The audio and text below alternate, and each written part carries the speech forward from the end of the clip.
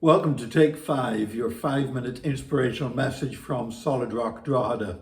All this week, while I'm on holiday down in County Kerry, I'm filming some meditations on Jesus's I ams.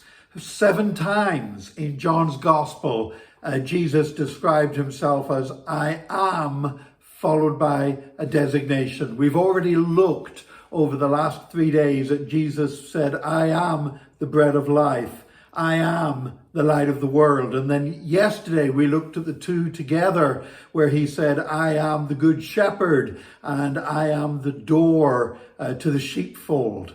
Well, today we're in John's Gospel chapter 11 where Jesus said, I am the resurrection and the life. Now the setting here, of course, was that his friend Lazarus had died. And Jesus got the message with his disciples that Lazarus was sick, but he didn't go rushing back to heal him. Instead, he waited until finally he said to them, Lazarus is dead. He said, and nevertheless, let us go to him. At which point the apostle Thomas, thinking that Jesus says, well, I'm going to go and I'm going to die too, he says, well, let us go also that we may die with him. You know, sometimes we talk about Thomas as doubting Thomas because he failed to believe when Jesus was raised from the dead. But here Thomas shows incredible faith in that he is willing to die with Jesus as he sees it. But anyway, Jesus then goes back with the disciples and he has this conversation with Lazarus' sister, Martha. And he says, your brother will rise again. And she says, yeah, I know, in the general resurrection at the end of the age, he's going to rise. And Jesus said, no. He said, I am the resurrection and the life. He who believes in me, though he may die, he shall live. And then, of course, he went out to the grave and he raised Lazarus from the dead.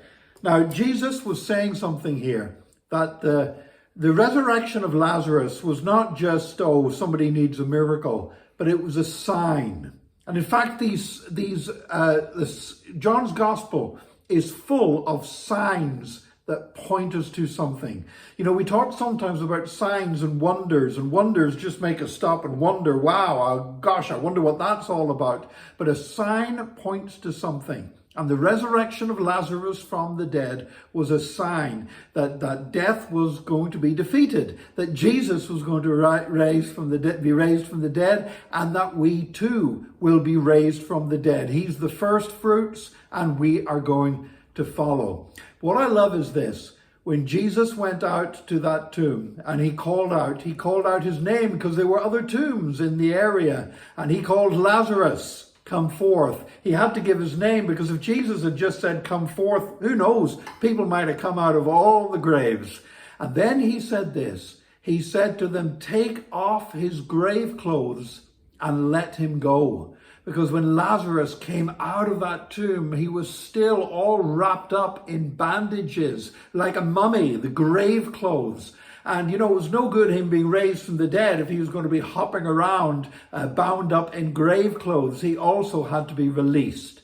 And I believe this, that Jesus gives us life eternal. He gives us a new life. He gives us a life where the grave clothes come off and we can live for him in power and glory and victory. And today I am determined to live in this new life because Jesus is the resurrection and the life. I believe that means that I will be raised one day from the dead. One day, you're going to hear them say, Nick Park's dead. Don't you believe it? I'm going to be more alive then than ever before because I'm going to be in the presence of Jesus.